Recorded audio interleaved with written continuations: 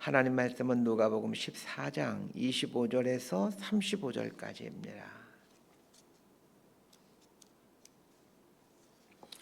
누가복음 14장 25절에서 35절까지 말씀 번갈아 가며 읽습니다. 제가 먼저 읽겠습니다.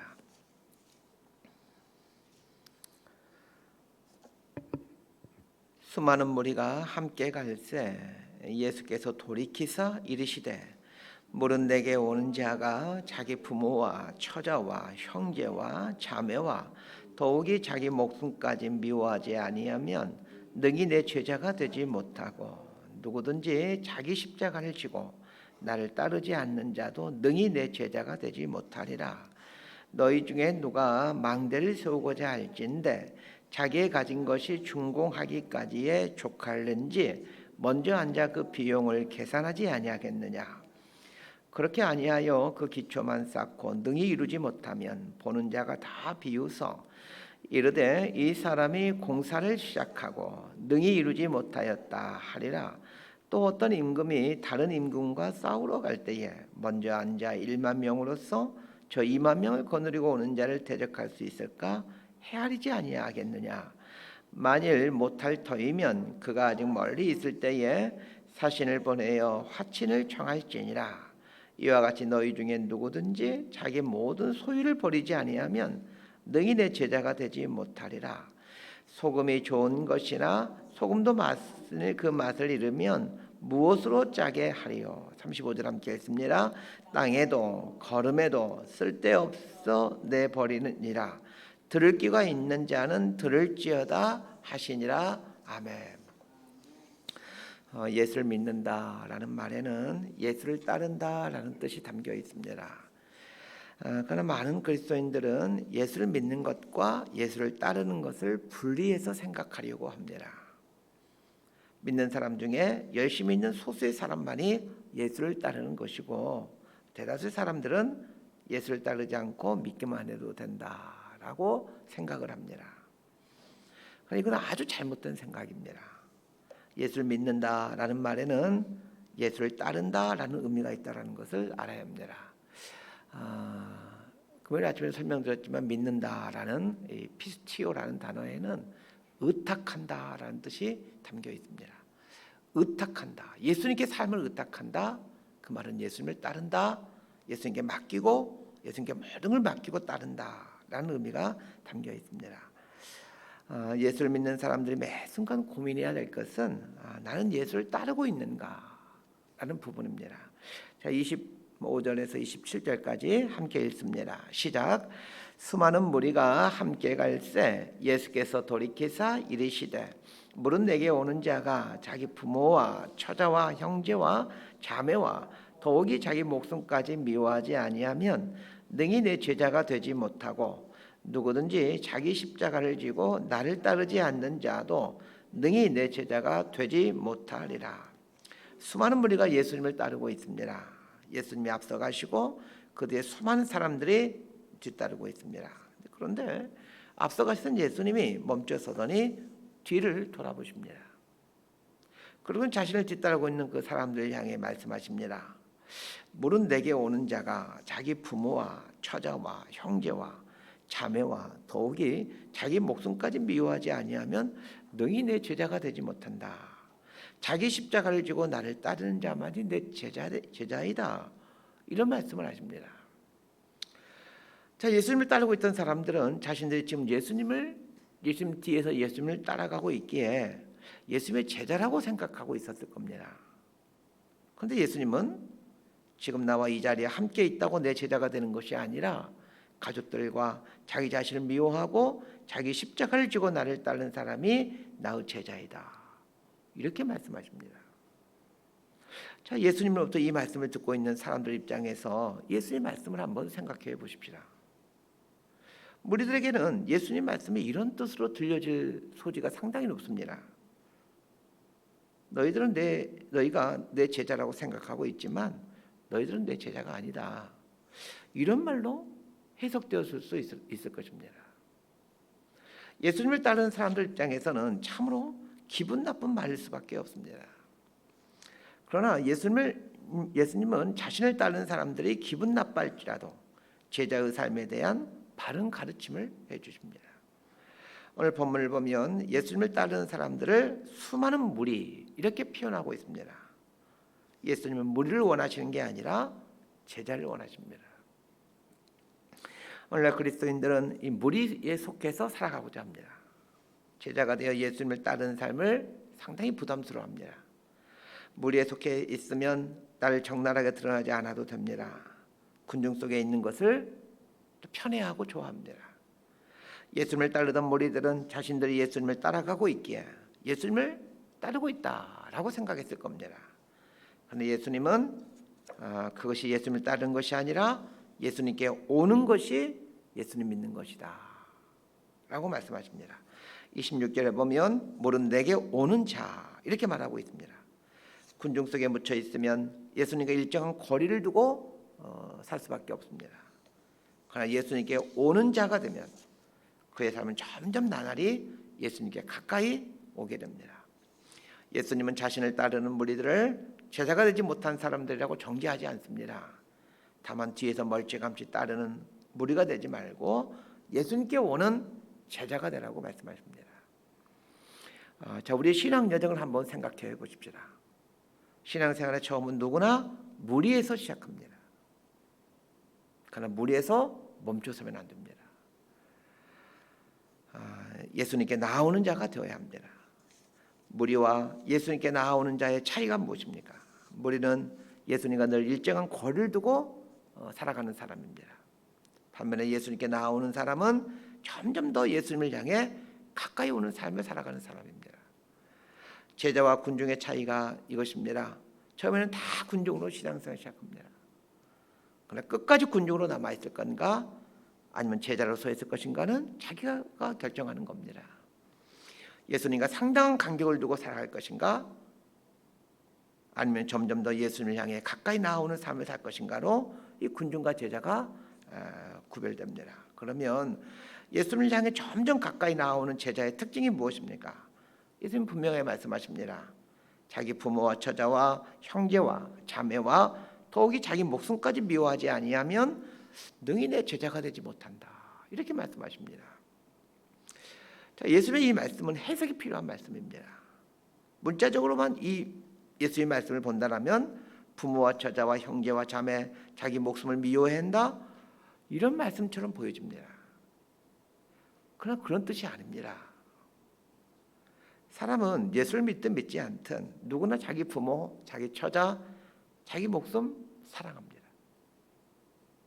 그러나 예수님의 제자가 되어 예수님을 향해 점점 예수님께 나올수록 예수님을 점점 더 사랑하게 됩니다.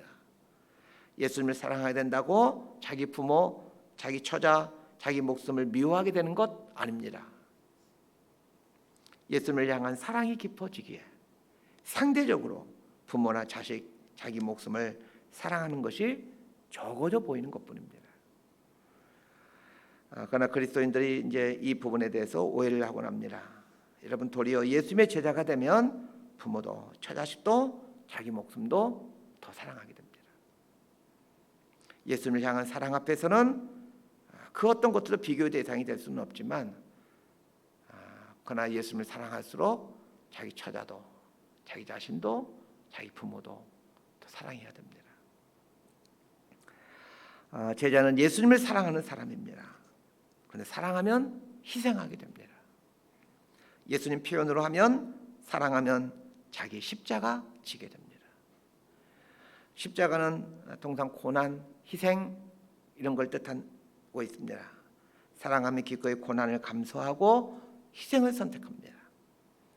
그래서 예수님은 제자의 특징을 말하면서 자기 십자가를 지는 사람 이렇게 말을 합니다. 예수님을 사랑하게 되면 그전에는 전혀 생각하지 않았던 고난과 희생 속으로 들어가게 됩니다. 그건 비단 예수님만을 위한 고난과 희생만을 말하는 것이 아닙니다. 부모를 향해서 또 처자식을 향해 고난과 희생의 삶을 살게 됩니다. 그래서 예수님의 제자가 되는 사람은 늘 바쁘고 피곤할 수밖에 없습니다. 편하게 사는 제자는 없습니다. 피곤하지 않는 제자는 없습니다. 자신의 삶에 대해 편하다 이렇게 생각하는 사람은 어쩌면 예수 제자가 아니라는 뜻이기도 합니다. 편하게 살기 위해 예수를 믿고 있다라면 번지수 잘못 짚은 것입니다. 예수를 믿는 것 때문에 삶이 좀 불편하고 피곤해야 합니다. 누릴 수 있는데도 누리질 않고 잠잘 수 있는데도 잠을 자지 않고 좋은 것 먹을 수 있는데도 좋은 것 먹지 않고 살아가는 삶이 예수를 믿는 제자의 삶입니다. 제자는 타의적으로 십자가를 지는 게 아니라 자발적으로 십자가를 지는 사람입니다. 우리 삶에 다가오는 여러 가지 고난을 가리켜 사람들은 내 십자가이다 이렇게 말하곤 합니다. 그렇지 않습니다. 성경이 말하는 십자가는 내가 일부러 선택해서 자발적으로 선택한 고난을 말합니다.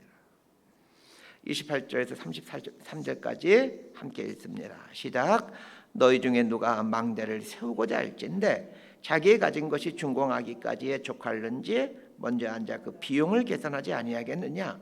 그렇게 아니하여 그 기초만 쌓고 능히 이루지 못하면 보는 자가 다 비웃어 이르되 이 사람이 공사를 시작하고 능히 이루지 못하였다 하리라. 또 어떤 임금이 다른 임금과 싸우러 갈 때에 먼저 앉아 1만 명으로서 저 2만 명을 거느리고 오는 자를 대적할 수 있을까? 헤아리지 아니하겠느냐. 만일 못할 터이면 그가 아직 멀리 있을 때에 사신을 보내어 화친을 청할지니라. 이와 같이 너희 중에 누구든지 자기 모든 소유를 버리지 아니하면 너희 내 제자가 되지 못하리라. 제자의 삶에 대한 말씀을 하시던 예수님께서 두 개의 비유를 말씀해 주십니다. 첫 번째 비유가 망대를 세우고자 하는 사람의 비유와 전쟁을 치르고자 하는 사람의 비유입니다. 자, 이 두 가지 비유에 공통점이 있습니다. 계산한다라는 것입니다. 망대라고 번역된 이 필고스라는 단어는 성의 망대라는 뜻도 있지만 도시, 성 이런 뜻을 갖고 있는 단어입니다. 제가 볼 때는 망대라고 번역하기보다는 성, 도시라고 번역하는 게 좀 더 타당하지 않을까 생각합니다. 통상 망대는 이렇게 무슨 탑같이 있어서 멀리 볼 수 있는 그런 걸 망대라 하지 않습니까? 이 성이나 도시를 짓고자 할 때 반드시 비용을 계산할 줄 알아야 합니다. 전쟁을 할 때도 마찬가지입니다. 전쟁을 치르기 위해서는 많은 돈이 들어갑니다. 그런데 어떤 사람이 성이나 도시를 짓고자 하면서 성이나 도시를 지은 다음에 누리게 되는 영광을 생각하면서 들어갈 비용 전혀 계산하지 않고 있다면 그 사람 참 어리석은 사람입니다. 아주 근사한 집을 일단 살아야 되겠다 생각하고 집을 짓고자 하는 사람이 있다고 생각해 보십시다. 아주 근사하고 궁궐 같은 집을 짓는데 거기서 그 궁궐 같은 집에서 살 생각만 했지 여기 얼마나 돈이 들어갈 것인가는 전혀 생각하지 않고 공사를 시작한 사람이 있다면 그 사람만큼 어리석은 사람이 어디 있겠습니까? 전쟁도 마찬가지입니다. 전쟁에서 이기게 되면 많은 전리품을 얻고 땅을 얻게 됩니다. 그러나 전리품과 땅을 얻는 것만 생각하고 거기에 얼마나 많은 돈이 들어가고 또 얼마나 많은 군사가 죽어야 되는지를 계산하지 않는다면 그 또한 어리석은 사람입니다. 마찬가지입니다. 예수의 제자가 되면 상상할 수 없는 영광이 있습니다. 그러나 제자가 되어 영광을 누리기 위해서는 들어가는 비용을 계산할 줄 알아야 합니다. 그 들어가는 비용이 무엇입니까? 33절 하반절을 보면 누구든지 자기의 모든 소유를 버리지 아니하면 능히 내 제자가 되지 못하리라 이렇게 말하고 있습니다. 이 33절 말씀 잘 보시면 이와 같이 너희 중에 누구든지 모든 소유를 버리지 아니하면 자, 이와 같이라는 말은 위에 나오는 두 개의 비유를 말합니다. 자, 그런데 이 두 개의 비유에서 무슨 소유를 버린다는 얘기는 하나도 없습니다. 그런 면에서 소유를 버리지 아니하면이라는 말은 소유를 계산하지 아니하면이라고 해석하는 게 더 합당한 해석이 될 것 같습니다. 여기서 말한 모든 소유는 비단 물질만을 의미하는 건 아닙니다. 26절에서 말하고 있는 자기 부모, 처자, 자기 목숨도 모든 소유에 해당되는 겁니다. 예수님께 가까이 가면 갈수록 그래서 예수님의 사랑을 더 깊이 알게 되면 자기가 가지고 있던 모든 소유물들보다 예수님 더 사랑하게 됩니다. 예수님의 사랑 앞에서는 이 땅에 있는 그 어떤 것도 아무것도 아니구나 라는 것을 알게 됩니다. 33절에 나오는 자기의 모든 소유를 버리지 아니하면 이라는 말을 다르게 표현하면 자기의 모든 소유를 예수님보다 아래에 두지 아니하면 이렇게 의역해 볼 수 있을 것 같습니다. 아까운 소유를 버리는 게 아닙니다. 모든 소유를 예수님 아래에 내려놓는 것이지 버려서는 안 됩니다. 혹시 소유물 버려야 되겠다라고 생각하고 버릴 생각이 있는 분들은 꼭 저에게 와서 버리시기 바랍니다. 내 소유라고 생각했던 것들을 예수님 아래에 내려놓아도 전혀 아깝지 않은 때가 오게 됩니다. 진짜 제자가 되면 내가 소유했던 것들을 예수님 아래에 내려놓아도 전혀 아깝지 않습니다. 실제로 예수님의 제자들이 그러하지 않았습니까? 베드로를 한번 보시길 바랍니다. 예수님을 따른 이후에도 몇 번이나 예수님을 떠나 생업의 현장으로 돌아갑니다. 왜 생업의 현장으로 돌아가는 겁니까? 처자식을 먹여 살려야 되기 때문입니다. 그런데 예수님을 점점 알아가고 사랑해 갈수록 결국은 그 모든 것들을 주님 아래 다 내려놓지 않습니까? 34절과 35절 말씀 함께 봅시다. 시작. 소금이 좋은 것이나 소금도 만일 그 맛을 잃으면 무엇으로 짜게 하리요? 땅에도 거름에도 쓸데없어 내버리느니라. 들을 귀가 있는 자는 들을지어다 하시니라. 이 제자에 대한 말씀을 하시기 전에 갑자기 소금에 대한 말씀을 하십니다. 진짜 제자가 될 때야 맛을 내는 소금이 된다는 말입니다. 산상순에 보면 예수님은 말씀을 듣고 있는 사람들을 향하여 너희는 소금이다 라고 말씀하시죠. 주위에서 볼 것은 너희는 소금이다 라고 말씀하셨지 너희는 맛을 내는 소금이다 그렇게 말씀하지 않으셨습니다. 제자가 될 때야 비로소 맛을 내는 소금이 됩니다. 말씀 정리합니다. 정확하게 계산하며 사셔야 됩니다. 제자가 되면 분명히 제자가 누리게 되는 그 비교할 수 없는 영광이 있습니다. 그러나 제자가 되기 위해서는 들어가야 되는 비용이 있습니다. 그 비용이 무엇입니까? 내가 가진 모든 것들을 예수님 아래에 두는 것입니다.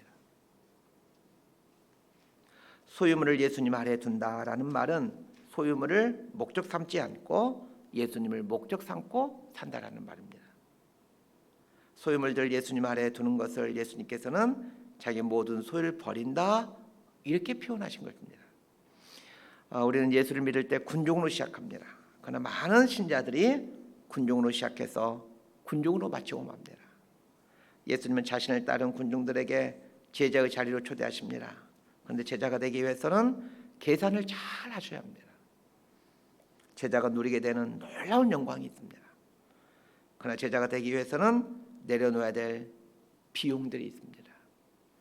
예수님께서 말씀하신 그 망대를 짓는 사람의 비유에 나오는 망대는 성이나 도시를 의미한다라고 말씀드렸습니다. 성이나 도시를 짓는다라는 말은 자신의 전 재산을 투자한다라는 말입니다. 전쟁을 한다라는 말은 자기의 목숨을 건다라는 말입니다. 전 재산을 들여서 성이나 도시를 짓는 것은 성이나 도시를 짓게 되면 비교할 수 없는 영광을 얻기 때문입니다. 목숨을 걸고 전쟁을 한다라는 것은 전쟁에서 승리하게 되면 상상할 수 없는 영광을 누리게 되기 때문입니다. 마찬가지입니다.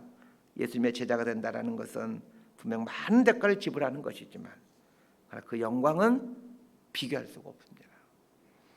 예수님은 군중으로 남을 것인가 아니면 제자로 남을 것인가를 선택하라 말씀하십니다.